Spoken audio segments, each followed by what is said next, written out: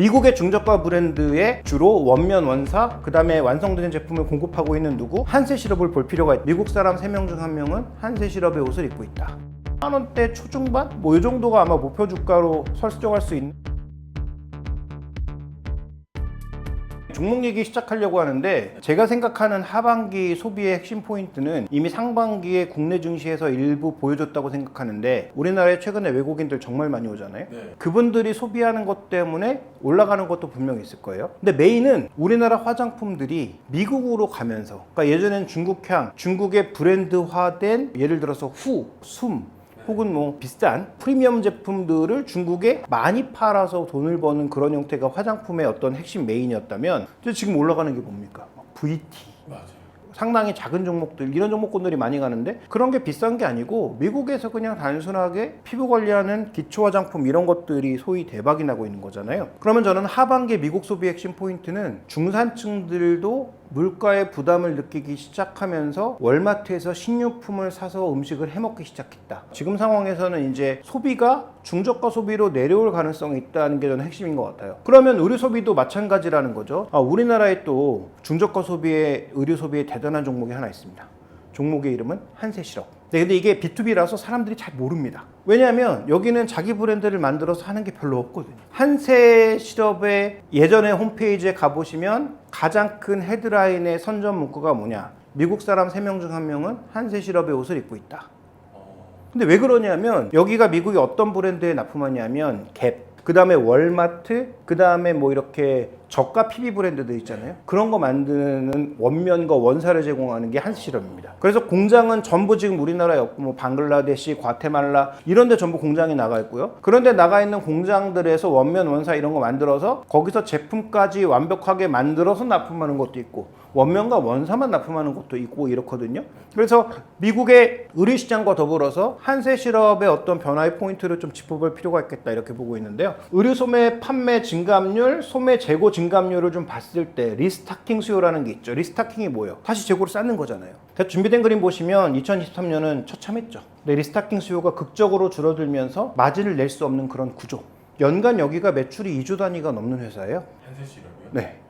엄청나죠? 네. 그러니까 우리는 잘 모르지만 매출 2조씩 내는 이런 회사가 있었다라는 거죠. 그래서 이쪽에 지금 도매 재고와 의류 소매 판매 쪽을 봤을 때 소매 쪽의 지금 증감이나 전체적인 리스타킹 수요가 아직까지 크게 늘지 않았는데 도매 쪽에서는 반응이 오기 시작했어요. 이 얘기는 무슨 얘기냐? 결국 도매 쪽에서는 쌓아놓고 있다는 거죠. 그래서 하반기에 의류 소비가 늘어날 걸 대비해서 그동안은 재고 조정만 했다가 이제는 다시 재고를 쌓고 있는 그런 상황. 왜냐하면 재고가 다 소진됐으니까 이제 다시 재고를 쌓는 과정으로 갖고 있다는 거죠. 그래서 지금 눈에 띄는 건 뭐냐면 미국의 의류 수입량과 수입액이 동시다발적으로 증가하고 있는 상황이에요. 그러면 량과 액이 둘 다 증가하고 있기 때문에 Q, 매출과 P, 이익이 동시에 증가할 가능성이 상당히 엿보이는 상황이라는 거죠. 그래서 이쪽에 살펴보시면 ASP, 개당 단가가 서서히 돌고 있다라는 거죠. 그러니까 미국 쪽에서 의류 소비가 돌고 있는데 이게 소위 우리가 생각하는 뭐 고가 제품들, 사치품들 이런 게 늘고 있느냐? 그렇지 않다는 거죠.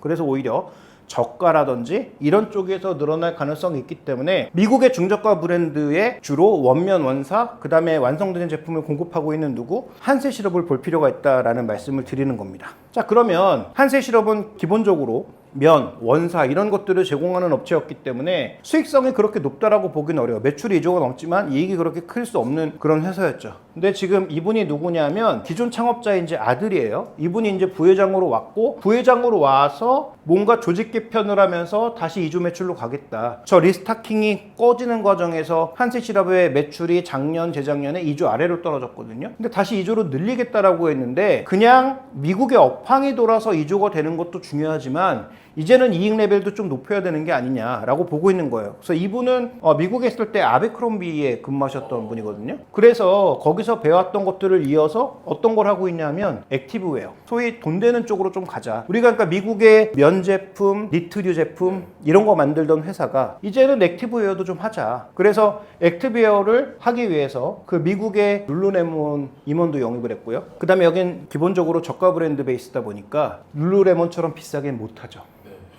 최근에 미국 주식이 그렇게 좋지만 룰루레몬 어떻게 됐느냐? 주가가 박살나고 있습니다. 그러니까 아까 얘기했던 리스타킹 과정이 거긴 지금 나타나고 있는 상황인 거예요. 그래서 기본적으로 중산층들이 저축이 감소하고 경기가 좀 줄어드는 그런 과정에서 여러 가지 비용들이 올라가니까 상대적으로 낮은 가격으로 내려올 가능성이 있는데, 전담팀을 만들어서 누구랑 했냐면 딕스 스포팅 굿즈라고 하는 스포츠용품 종합해서 파는, 그런데 상대적으로 중저가를 공급하는 이런 회사와 계약을 했습니다. 그래서 한세실업이 변화를 시도하고 있는 거죠. 우리는 기존에 이제 갭이나 이런 업체에게 원면 원사 납품하고 니트류 납품하던 그런 회사에서 이제는 거기보다는 조금 더 높은 이익을 향유할 수 있는 기능성 웨어 제품으로 가겠다. 대신에 우리가 무슨 브랜드를 만들고 룰루레몬처럼 뭐 비싼 이런 걸로 가는 게 아니고, 딕스 스포팅 굿즈라고 했는데 이 회사에 처음 제품을 런칭할 때 디자인부터 제품 참여까지 함께 한 거예요. 그래서 이쪽이 좋아지면 한세실업이 느낄 수 있는 이익의 향유도 더 높아질 수 있는 거죠. 근데 재밌는 것은, 자, 요 세 가지 업체가 나오는데요. 마카롯이라고 하는 대만 업체가 한세실업과 똑같은 회사입니다. 원면 원사 같은 거 지역에서 만들어서 미국에 납품하는. 근데 이 회사도 주가가 뭐 최근에 그렇게 좋지는 않지만 어쨌든 주가가 오랜 기간 반등을 해서 최근 들어서도 고점 부근에 머물고 있는 회사입니다. 그러니까 한세실업도 최근 들어서 2만 원대 거기서 왔다 갔다 하고 있는데, 어쨌든 마카롯 상승하고 있어요, 경쟁사 주가는. 그런데 아까 말씀드렸던 딕스 스포팅 굿즈가 얼마 전에 주가가 급등했습니다. 이유가 뭐냐면 이익이 생각보다 굉장히 좋아질 수 있다, 이런 얘기를 하면서 주가 급등을 했고요. 그 다음에 가장 주요 납품처라고 할 수 있는 갭도 실적이 좋아질 수 있다라고 하면서 주가 급등을 했어요. 그날 한세실업도 거의 뭐 상가까지 가는 그런 모습 보였거든요. 그러니까 주요 매출처와 지금 경쟁사 주가가 상대적으로 좋은 흐름으로 가고 있다라는 것은, 아까 말씀드렸던 미국의 의류 시장의 전체적인 변화와 더불어서 하반기에 한세실업의 주가를 조금은 견인할 수 있는 그런 요소가 되지 않을까, 좀 이렇게 보고 있는 거예요. 자, 그렇게 보다 보니까 그러면 한세실업이 이런 걸 반영하면서 주가가 비싸졌으면 의미가 없겠죠. 뭐 최근 리포트가 없어서 네이버에서 제가 자료를 갖고 왔는데, 어쨌든 이익 기준에서 봤을 때도 지금 저점 수준 10배가 안 되는 수준이에요. 시장 평균이 지금 11배 수준인데 10배가 안 되는 정도의 수준이라는 거죠. 근데 물론 우리가 당연하게 의류업종이라고 하는 게 별로 성장성이 없는 산업이니까 시장 대비 할인해서 거래되는 건 맞다, 이렇게 판단할 수 있는 거죠. 그렇지만 시장 대비 반토막이 거래되고 있다? 이건 적절한지 좀 고민이 필요한 부분이고요. 그 다음에 지금 이쪽에 살펴보시면 PB, 자산가치 대비해서 어떻게 거래되고 있냐 봤을 때는 거의 비슷한 가격대에서 거래되고 있습니다. 그러면 이 회사가 지금 갖고 있는 자산가치 정도의 수준에서 움직이고 있다는 얘기이기 때문에 주가가 여러 가지 성장성을 선반영해서 뭐 비싸게 거래되고 있다? 이렇게 보기엔 어려워. 그러니까 지금 주가가 비싸진 않지만 그렇다고 또 절대적으로 싸지도 않은, 그러면 이제 관건은 뭐겠습니까? 결국 이익인 거죠. 이익이 예상했던 것보다 많이 올라오면 이 종목의 주가는 상단을 우리가 한 15배 정도로 볼 수 있는데, 이번에 그 정도까지 가기엔 좀 어렵다라고 보고, 일정 부분의 매출 회복만 해도 저는 10배 정도는 충분히 갈 수 있다라고 보고 있기 때문에 현재의 주가보다는 상승 여력이 충분히 있다라고 보고 있는 거죠. 그래서 지금 한세실업, 제가 얘기했던 중저가 선호 양상, 그 다음에 아까 얘기했던 갭이나 딕스 스포팅 굿즈 같은 여기가 주력 납품하는 납품처의 긍정적인 주가 방향, 그 다음에 실적 상향, 그 다음에 상대적으로 밸류가 시장 대비해서도 비싸지 않고, 그 다음에 의류주의 대표 종목이라고 하는 이런 종목보다 비싸지 않은 현재 위치에서 본다면은 저는 한세실업은 충분히 좀 메리트를 가지고 갈 수 있는 그런 상황이다라고 보여지는데요. 다만 중요한 것은 이게 뭐 거래가 막 그렇게 폭발적으로 많이 되는 종목이 아니고 시장의 유동성이 많은 종목이 아니에요. 그러니까 사실 때 계획을 잘 짜셔야 됩니다. 어떻게 쪼개서 살 것인지도 중요하고요. 그 다음에 전체 포트폴리오에서 너무 많은 양을 사게 되면 설사 나중에 주가가 올라간다고 하더라도 거래가 별로 없는 종목에서 팔 때 내가 팔면서 주가가 훅 떨어질 수도 있어요. 그러니까 평소에 거래되는 양, 그 다음에 내가 들어갈 수 있는 돈의 양, 이런 것들 한번 잘 조율해서 어느 정도의 포트폴리오의 비용을 맞춰야 되는지를 한번 잘 고민해 보실 필요가 있겠고, 제가 생각하기엔 포트폴리오 내에서 10% 이상을 사기에는 조금 힘들지 않을까. 뭐 물론 전체 투자 금액이 얼마에 따르냐 다르겠지만 투자 금액이 좀 크신 분들은 10%를 넘기기 어려울 것 같고요. 그 다음에 이 종목 같은 경우에도 일정 부분의 배당도 꾸준하게 주는 기업이기 때문에 그런 여러 가지 측면에서 놓고 봤을 때 저는 한세실업에 대해서는 충분히 좀 메리트를 부과할 수 있다, 이렇게는 보고 있습니다. 미국 시장 때문에 중저가 그게 발달되는 거예요? 원래 미국에서도 우리 시장에 대해서 우리랑 좀 다르잖아요. 그러니까 우리는 굉장히 뭐 유행도 많이 타고 이거 유행하면 우후 쫓아가고 이런 부분이 있지만 미국의 월마트라든지 이런 쪽에서 파는 그 저가 의류들은 일정 부분의 수요가 원래는 계속 있는 거죠. 그런데 그게 2021년, 22년도에 팔리지는 않고 재고만 엄청 쌓아놨기 때문에 그걸 해소하는 과정에서 이 회사는 장사가 안 된 거라고 볼 수 있는 거죠. 근데 지금은 어쨌든 정상화 과정으로 가고 있는 데다가 미국의 소비 트렌드가 거기에 플러스 알파로 중저가 쪽으로 흘러가는 양상이 보이니까 중저가 의류를 집중적으로 만들고 있는 회사에는 도움이 될 수밖에 없고 아까 말씀드렸던 대로 이제 기능성 의류로 진출하니까 그런 쪽에서 좀 더 높은 마진을 추구할 수 있다면은 그게 이제 김 부회장 CEO의 목표는 전체 매출의 30%가 목표라고 했거든요. 그러면 마진율을 더 끌어올릴 수 있는 핵심 포인트가 되는 거죠. 그런 차원에서 제가 봤을 때는 충분히 좀 의미가 있지 않느냐 이렇게 보고 있습니다. 그래서 한세실업 같은 경우에는 뭐 거래가 많이 되는 기업은 아니지만 최근에 일단 주가의 급등이 한번 갭 때문에 있었고 그 다음에 뭐 1분기에 또 실적도 생각보다 굉장히 좋았고 뭐 저는 2분기, 3분기가 실적의 피크라고 보고 있기 때문에 만약에 매수를 한다면 지금이 매수 기회가 아닌가. 오히려 3분기, 4분기 넘어가는 시점이 피크가 지나가는 시점이기 때문에 그때는 메리트가 떨어질 수가 있는 거죠. 그 다음에 주가가 급등해서 밸류 기준으로도 뭐 상단으로 가는 그런 양상을 보일 경우에는 부담이 될 수가 있겠죠. 그래서 지금 제가 말씀드렸던 PR 10배 정도의 수준과 그 다음에 밸류의 어떤 최근에 보였던 상단 부분을 살펴보면 한 3만 원대 초중반? 뭐 이 정도가 아마 목표 주가로 설정할 수 있는 어떤 라인이 될 수 있을 것 같아요. 제가 오늘 가져온 종목군들은 시장에서 별로 인기가 없는 종목들이에요. 정말 인기가 없는 종목들이고 거래도 많지 않은 종목들이라 다시 한번 말씀드리지만 포트폴리오의 핵심 종목으로 탕 찍어놓고 이것만 투자하자 이렇게 투자하기에는 조금 어려운 종목이기도 합니다. 대신 제가 말씀드리지만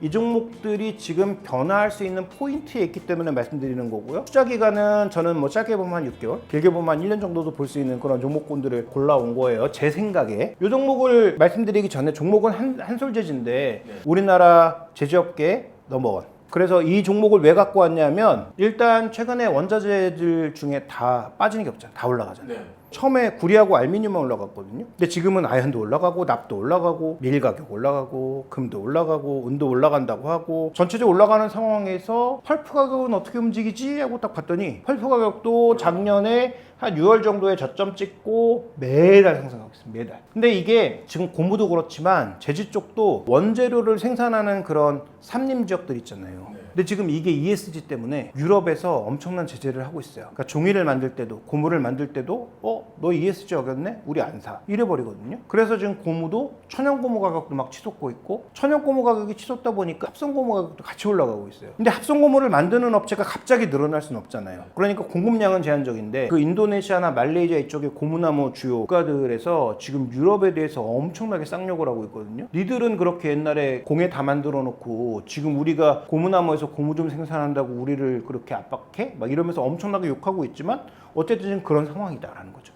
그러다 보니까 이것도 다 나무에서 나오는 거잖아요. 나무에서 베껴서 만드는 거기 때문에 천연 펄프 가격도 슬금슬금 올라가기 시작했다라는 거죠. 그러다 보니까 당연히 제지업계 입장에서는 수요가 없으면 원가 올라간 걸 자기들이 안고 팔아야 되겠죠. 그런데 세상에 어떤 사업하는 사람이 자기가 이 손해를 안고 팝니까? 원가 올라가면 당연히 가격에 반영해서 슬금슬금 올리겠죠. 그래서 이게 이제 뭐 B2B도 있고 B2C도 있기는 하지만 어쨌든 원가가 계속 올라간다라는 관점에서 보면 자기들도 제품 가격을 올릴 수밖에 없는 상황인 거고요. 그래서 미국의 대표 종목을 봤더니 미국의 인터내셔널 페이퍼라고 있어요. 한솔재즈랑 비슷한 회사예요?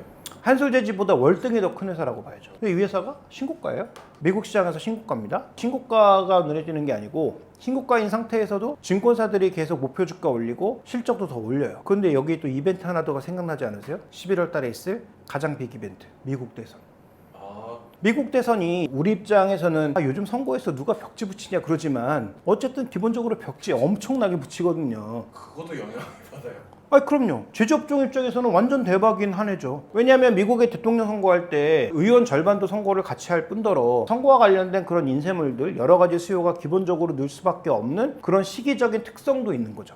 우리나라도 그래요? 우리나라 당연히 그렇죠. 제지가 아니, 그러니까 올해처럼 이렇게 선거가 있으면 당연히 그 선거 관련된 인쇄 공보물들이 엄청나게 만들어지지 네. 않습니까? 그러니까 지금 원래 인쇄 공보물 자체를 별로 만들질 않잖아요. 다 사람들이 뭐 태블릿 보고 뭐 PC를 보고 이러다 보니까 뭐 책 이런 것들에 대한 출판량 자체가 줄어들어서 제지 쪽 자체의 어떤 수요가 줄어들었어요. 오히려 늘어난 거는 포장용지. 워낙 이제 뭐 다들 막 쿠팡하니까 배달 그와 관련된 그 수출 포장 이런 것들만 조금 괜찮았다가 우리나라도 올해 이제 선거 때문에 상대적으로 인쇄용지, 산업용지 이런 것들이 좀 긍정적인 양상이 나타났던 거죠. 그러니까 어쨌든 지금 펄프 가격의 상승에다가 우리나라도 선거 있었고 인도도 선거 있었고 프랑스도 조기 선거 한다고 하고 그 다음에 미국의 대선도 있고 이런 이벤트가 꼭 실적에 다이렉트로 영향을 주는 건 아니지만 펀더멘탈 말고 분위기 센티먼트도 분명히 긍정적으로 만들어줄 수 있는 게 있죠. 그런데 실제로 이 기업도 펄프 가격이 올라가다 보니까 실적이 좋아진다라는 그런 얘기 때문에 주가가 더 올라가고 있는 거고요. 그래도 지금 신고가가 났는데 자 신고가가 나고 있는 상황이니까 원가 올라가죠. 비교그룹의 주가도 올라가면서 투자의견이 상향되고 있죠. 한솔재지도 얼마 전에 1분기 실적 발표면서 신고가가 났어요. 신고가가 났다가 지금 약간 또 다시 조정받고 있는 그런 상황인 건데 그 다음에 한솔재지의 기본적인 실적이 개선되고 있는 요소 중에 또 하나가 한솔재지가 작년에 자원공장의 문제 때문에 잠시 스탑을 시켰었단 말이에요. 근데 이제 재가동이 되고 있어요.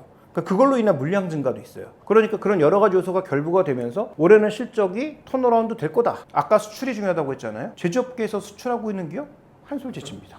왜냐하면 한솔재지가 수출 비중이 50%가 넘고 그 다음에 그 50% 중에 상당수가 또 미국 비중이 있거든요. 그러니까 그런 여러 가지 요소들을 고려해 봤을 때 이들 종목의 움직임과 한솔재지의 움직임이 어떤 하나의 그룹으로 좀 움직일 수 있지 않을까라는 논리 구조를 우리가 만들 수 있는 거죠. 뭘로 수출해요? 인쇄용지, 산업용지 등 다양한 것들을 수출을 하죠. 미국이 아시다시피 제조업 자체가 별로 없습니다. 예전에 왜 미국이 코로나 초기에 마스크 없어서 난리 난 적도 있었잖아요. 그러니까 미국이 제조업이 별로 없어요. 그러니까 웬만한 것들은 거의 수입해서 쓰는 그런 국가다라고 보셔야 되고요. 자, 근데 이 회사는 또 어떤 특징이 하나 있냐 하면 의외로 아주 좋은 배당주다.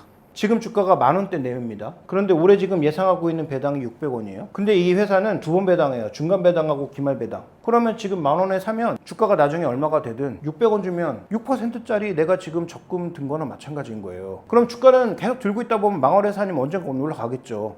그럼 그건 플러스 알파에 매년 그냥 6%의 이자를 주는 거예요. 어쨌든 지금 10,000원 가격 이하에서 사면 500원, 600원 정도의 배당을 준다고 생각했을 때 이 정도의 금리를 주는 채권도 없고 예금도 없다. 그러면 제 생각에는 여러분들의 투자의 포트폴리오에서 한 10에서 20%는 이 회사의 배당은 거의 확실하니까 배당 투자만으로도 메리트가 좀 있는 게 아닌가. 지금 현재 가격대라면은 그렇게 생각이 되는데 아까 말씀드렸던 여러 가지 내용들을 생각해 보면 이 회사는 올라갈 이유도 충분히 있는 거죠. 그러니까 주가가 올라가면 주가가 올라간 걸로 팔면 되고 만약에 주가가 계속 10,000원대에서 장기 횡보를 한다면 배당만 노려도 되는 그런 상황인 거예요. 그래서 예금 자산 이런 쪽에 투자하는 것도 좋겠지만 그것도 일종의 또 귀찮잖아요. 투자 자금 있는 것 중에 20% 정도는 여기다 저는 박아도 뭐 나쁘지 않을까 이렇게 생각하고 있고요. 그 다음에 이 회사는 성장이 없는 회사냐 그냥 제조업 쪽이냐 그렇지 않은 게 장기적으로 봤을 때 이 회사도 알잖아요. 그냥 제조업만 하고 있으면 망가질 거라는 걸 누구보다 잘 알고 있는 상황입니다. 지금 플라스틱 퇴출 분위기가 있죠? 그러다 보니까 플라스틱을 대체할 수 있는 여러 가지 그런 친환경 패키징들이 실제로 이미 판매되고 있거나 앞으로 만들거나 그래서 이런 수요들은 당연히 기본적으로 우리가 팔고 있는 용지 가격보다는 높을 가능성이 있다는 거죠. 그리고 이쪽에 나노셀룰로스라고 해서 이게 지금 패키징 신소재라고 불리는 건데 이건 이미 좀 팔고 있어요. 그래서 아직 매출의 많은 비중은 아니지만 이런 플라스틱을 대체하거나 친환경 패키징 쪽에 있어서 종이에서 약간 뭔가 기능성을 더한 그런 제품들을 이미 만들고 있는데 이 회사는 삼성의 반개이기도 하고 우리나라 업계 1위로서 나름의 현금 창출 능력과 현금도 나름 보유하고 있는 회사예요. 그러니까 이런 신규 산업들에 대한 투자가 가능하다는 거죠. 그런데 이 회사가 지금 어느 정도의 위치에 있는지 한번 살펴보자고요. 한솔재지가 지금 자산가치 대비해서 봤을 때 주당 자산가치가 30,000원이 넘거든요. 지금 0.3배에서 거래되고 있습니다. 그거 너무 싸지 않나요? 적자 기업도 아닌데 이건 시장이 몰라주고 있거나 아무도 관심이 없거나 둘 중에 하나라고밖에 볼 수 없는 거예요. 1분기 실적 개선됐고 2분기도 괜찮을 거다라고 하는데도 최근 들어서나 주가 반등한 거지. 그래서 올해는 신고가에 들어갔지만 이게 지금 2년째 떨어진 거거든요, 주가가. 그래서 과거의 밸류밴드가 거의 뭐 0.7배 이 정도 수준에서부터 막 떨어지기 시작한 거니까 지금 엄청 낮게 역사적으로 저점에서 거래되고 있는 거고요. PE 관점은 이게 적자 기업에서 흑자 기업으로 돌아서면서 굉장히 왜곡된 그런 밴드가 나오는데 지금 올해 예상되고 있는 EPS가 3,000원 수준입니다. 그럼 PR도 3배예요. 시장의 PR이 11배인데 PR도 3배라고요. 그러니까 제가 보기엔 이익 관점으로 보든 자산 가치 관점으로 보든 이렇게 싸면 너무한 거 아닌가? 라는 생각이 드는 거죠. 다만 시장이 주목하지 않는 기업이기 때문에 생각보다 굉장히 느리게 올라갈 수도 있고 안 올라갈 수도 있죠. 그러니까 미인주라고 하는 건 시장이 알아주지 않으면 안 가요. 시장이 알아주는 종목은 70배, 80배도 가죠. 예전에 뭐 카카오 그랬잖아요. 뭐 PR 100배 이게 뭐 비싸다라고 할 수 있는데 시장에서 많은 사람들이 관심을 가지고 그 가격에도 누군가 사면 더 가기도 합니다. 반대로 아주 좋은 종목이지만 아무도 안 알아주고 아무도 관심 없으면 이렇게 싸게 거래되기도 합니다. 그러면 여기에 필요한 건 뭐다? 저는 시간이라는 거죠. 시간이 지나면 누군가 알아줄 수밖에 없고 그 다음에 기관들이 들어오면서 조금 주가를 부양하기 시작하면 결국은 뒤늦게 개인 투자자들도 눈을 뜨면서 한솔재지도 있었지. 지금은 한솔재지가 거래소에 있는지도 모르는 사람들도 있을걸요? 저희가 풍재지는 들어가는데. 지금 우리나라에서 한솔재지하고 무림재지를 제외한 한국재지, 그러니까 한국재지는 회사가 거의 망가져서 이거 빼면 우리나라에서 우리가 쓰는 A4지를 만드는 회사도 이 두 개밖에 없습니다. 나머지는 전부 무슨 재지자 붙는 회사들은 다 포장지 이거 만드는 회사인 거예요. 아니면 뭐 부직포라든지 그 상대적으로 다른 산업용지 이런 거 만드는 회사인 거예요. 그다음에 무림재지와 한솔재지는 업력 차이가 엄청난다는 점을 고려해 보면 또 수출의 어떤 강도도 비교해 보면 비교가 안 되는 기업인 거죠. 그래서 기본적으로 펄프 가격 상승에 따른 제품 가격의 상승 효과, 그 다음에 안 알려진 수출주, 그 다음에 미래 성장 동력도 있고, 그 다음에 글로벌 피어 그룹은 이미 신고가 가 있고, 뭐 이런 여러 가지 상황들을 종합해 봤을 때 저는 상승률하고 충분하지 않을까. 그러면 여러 가지 할인 요소를 고려한다고 하더라도 PB 0.5배 15,000원이에요. PR 5배 15,000원입니다. 현재 10,000원이에요. 충분히 저는 15,000원 정도까지는 가도 그것도 싸지만 뭐 시장의 어떤 여러 가지 할인 요소를 고려해 보면 그 정도의 가격까지는 충분히 반등하지 않을까 이렇게 보고 있는 거죠. 자, 그 다음에 마지막으로 이 종목은 오늘 할까 말까를 굉장히 고민했는데 왜냐하면 진짜 안 올라갈 수도 있거든요. 그거 왜? 근데 가능성은 굉장히 높아서 저희 채널 없애려고. 제가 말씀드리고 싶은 건 어차피 이게 다 가능성의 확률의 문제들이잖아요. 확률의 문제들의 측면에서 봤을 때 저는 어떤 기업인가요? 지금? 이 신성이엔지인데 신성이엔지라고 하는 그룹은 크게 보면 사업부가 두 개가 있습니다. 하나는 태양광 사업부, 하나는 클린룸 사업부. 근데 지금 뭐예요? 클린룸 자체가 뭐냐면 말 그대로예요. 클린한 룸 안에 무균실 같은 거, 반도체, 바이오, 디스플레이, 2차 전지 모두 무균실이 필요하거든요. 그런데 지금 올해 반도체 공장도 만들어야죠. 바이오 공장도 계속 짓고 있죠. 음압병동 같은 것들도 뭐 상황에 따라서 또 필요하기도 하죠. 디스플레이도 신규 투자 있어요. 2차 전지는 공장 지금 막 짓고 있는 중입니다. 그러면 이런 공장들은 특히 2차 전지는 습도가 핵심이에요. 습도가 1도 있으면 안 됩니다. 무조건 여기는 건식 드라이룸이어야 돼요. 그러니까 그걸 만들 수 있는 게 기본적으로 클린룸이다. 그러면 여기 뭐 수많은 뭐 바이패스 쿨링 유닛, 뭐 리턴덕, 뭐 어디 막쫙 달려있잖아요. 이게 전체적으로 클린룸에 들어가는 기본 장비들이라는 거죠. 그러면 이 회사가 신성 ENG, 엔지니어링 기업이잖아요. 건설 기업이에요. 이런 부품을 만들던 회사인데 부품만 만드는 것으로는 돈이 안 되니까 부품들을 자기가 조립해서 클린룸까지 만들어주는 거죠. 그러면 신규 공장이 들어가면 반도체 신규 공장과 바이오 신규 공장, 디스플레이 신규 공장, 2차 전지 신규 공장에 무조건 클린룸이 들어간다.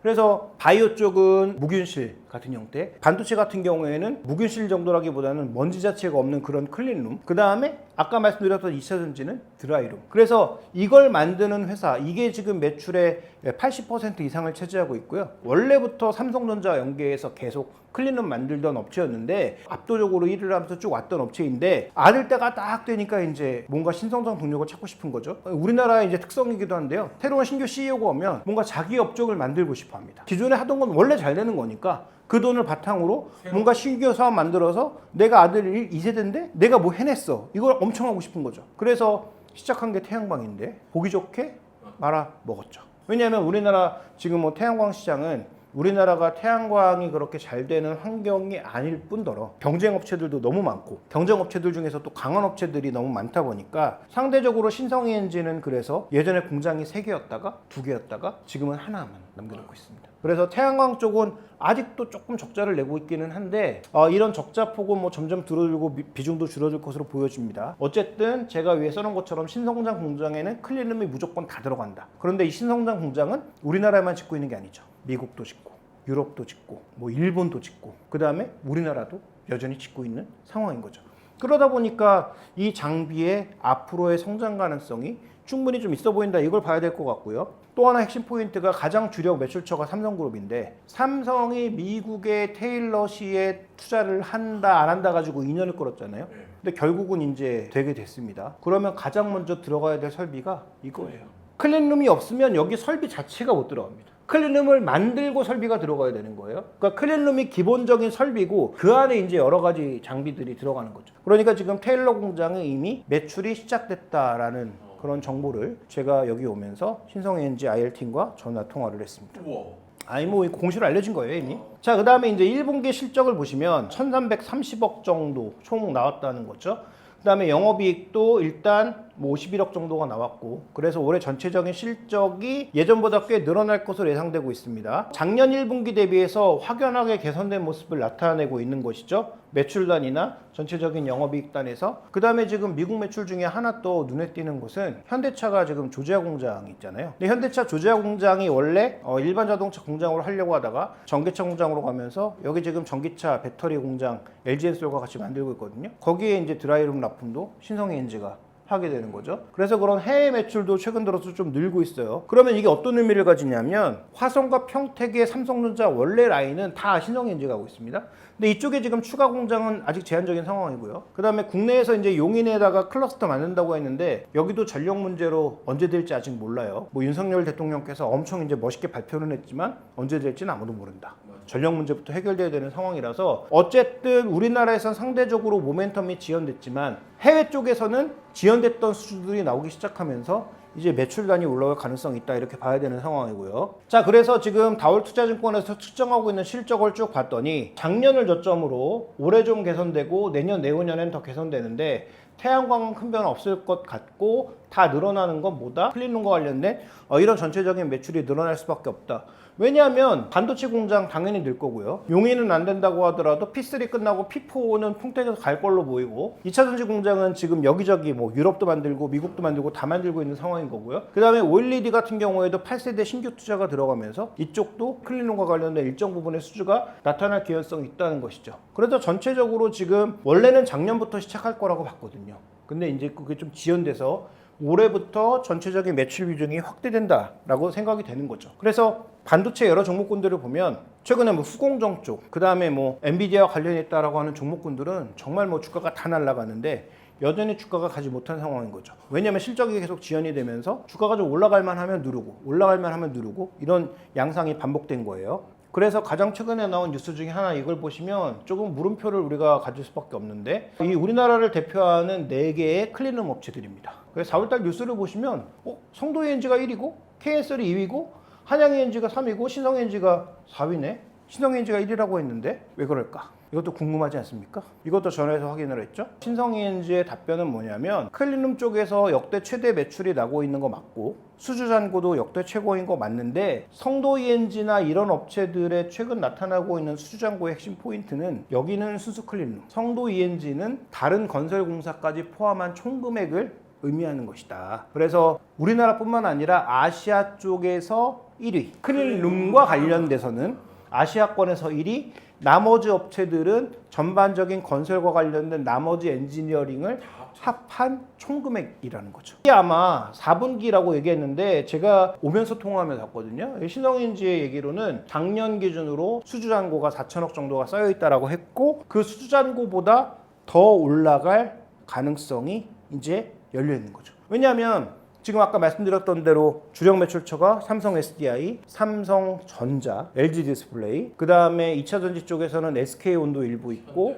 LG 엔솔, 이런 공장들에 지금 다 납품하고 있단 말이에요. 물론 KSL 같은 경우는 SK온과 좀 더 붙어서 가고 있긴 한데 SK온은 아시는 것처럼 쉽지 않은, 왜냐하면 계속 적자니까. 다른 데 흑자 전환했어도 유일하게 적자를 계속하고 있으니까. 어쨌든 중요한 것은 신성에너지는 앞으로도 더 늘어날 가능성이 있고 순수 매출 쪽에서 보면 굉장히 긍정적인 요소가 있다, 이렇게 볼 수가 있는 거죠. 자, 신성에너지도 지금 PB로 보면 바닥이 바닥. 지금 현재 가장 저점이 1.5배. 그래도 뭐 높은 수준이기는 하죠. 자산가치 대비해서 좀 높은 수준에서 거래되고 있고요. 자, 이익관점 대비해서는 더 높은 수준에서 거래되고 있죠. 근데 올해 이익이 개선되니까 상대적으로 지금 주가가 횡보하고 있는 이 흐름은 결국 이익이 올라가서 이 밴드 자체가 올라가야 전체적으로 더 올라갈 수 있는 여력을 만들 수가 있는 거죠. 그래서 이익이 올해 전 늘어날 걸로 보고 있으니까 현재 지금 트레일링 기준으로 본 이것보다는 내년도 혹은 올해 말 실적을 포워딩해서 보면 지금보다 훨씬 낮아질 가능성이 있다라고 보고 있고요. 다만 PB 관점에서는 과거 이 찍었던 4배 가까운 요 수치가 뭐냐면 요 코로나 때 음압병동이 확대된다고 소위 테마주로 막 올랐을 때 보였던 주가거든요. 그러니까 이 수준까지 가기에는 쉽지 않다라고 보여집니다. 그러면 통상적으로 움직였던 레벨을 보면 한 뭐 3배가 조금 안 되는 2.7배, 2.6배 정도가 우리가 합리적인 수준으로 볼 수가 있을 거예요. 그러면 한 3,000원대, 현재 올해 이익도 한 영업이익 기준으로는 뭐 300억대가 좀 안 되는 그런 수준을 보여주니까 현재 시가총액이 5천억이 조금 안 되는 그런 수준임을 고려해 보면 영업이익 300억에 시가총액 5천억 정도로 보면 20배 정도를 생각해 봤을 때 위쪽의 상승 여력은 한 20-30%는 더 있지 않나 이렇게 보고 있는 거예요. 그런 관점에서 보면 추가적인 상승 여력은 있는데 만약에 수주가 우리가 생각했던 것보다 더 폭발하거나 아니면 이것도 수출 물량이 늘어나면서 환율로 인한 긍정적인 실적 효과가 주어지면 생각보다 이게 더 빠르게 늘 수도 있겠죠. 그러니까 그런 요소를 봤을 때 이렇게 주로 밴드 바닥에 붙어 있을 때 사는 것이 유리하지 않을까? 네. 그래서 저는 신성엔지 핵심 포인트는 얼마나 어디까지 올라가지가 핵심이 아니고 어디에서 사지가 핵심이다. 뭐 가격으로 말씀드리면 한 1,900원에서 2,000원 사이 정도가 현재 PB 관점에서 1.5배의 레벨 제일 아래 자리라는 거죠. 이걸 깨고 내려간다는 얘기는 무슨 얘기다? 이 회사가 완전히 망가진다는 얘기거든요. 그럴 경우는 손절을 해야 되는 거고요.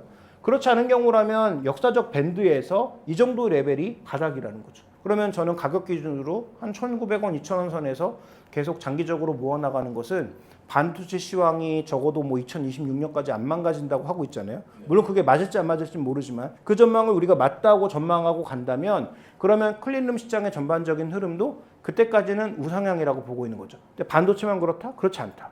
지금 다른 공장도 계속 만들어야 되는 상황이고 결국 신성엔지 핵심 포인트 혹은 신성엔지 말고 다른 엔지니어링 종목군들의 매력을 느끼신다면 이런 신성장 공장을 만들 수 있는 엔지니어링 기업에 투자하는 게 핵심이다라는 거죠. 근데 그 중에서 가장 저점에 최근에 놓여 있는 종목이라서 저는 신성엔지를 골라왔습니다. 어쨌든 지금은 신성엔지는 어떤 목표를 우리가 상단을 설정하는 게 핵심이 아니고 바닥에서 주어서 담는 게 핵심이다라는 거죠. 그래서 뭐 얼마나 담을지는 뭐 각자의 판단에 따라 다르겠지만 생각보다 이 종목은 거래도 꽤 되는 종목이니까 한 포트폴리오의 30% 정도까지 투자하셔도 저는 뭐 크게 나쁘지 않을 거라고 보고 있고요. 다만 최근에는 박스의 상단이 얼마냐면 한 2,400원에서 2,500원만 되면 기가 막히게 떨어집니다. 맞아요. 네, 그 가격부터 정확하게 떨어져요. 그게 깨지는 순간 사시는 것도 하나의 방법이겠죠. 뭐 기술적으로는 그런 어떤 돌파 매수의 관점도 뭐 유효할 것 같지만 저처럼 이렇게 장기적으로 모아나가는 걸 좋아하시는 분이라면 저라면 뭐 계속 2,000원대 초반에서는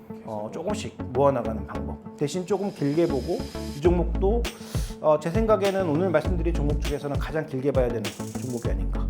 저는 그래서 내년까지 살펴보면서 이익의 피크가 아마 2026년이 피크라고 본다면 주가의 피크는 2025년일 가능성이 높거든요. 그래서 이 가격대에서는 계속 모아나가고 적어도 한 3,000원을 만약에 넘어가기 시작한다면 그때부터는 그냥 홀딩 정도로 의견을 바꿔서 상단이 어디까지 가는지 정도로 확인하는 그런 전략적 접근이 필요하지 않나 저는 좀 이렇게 판단하고 있습니다.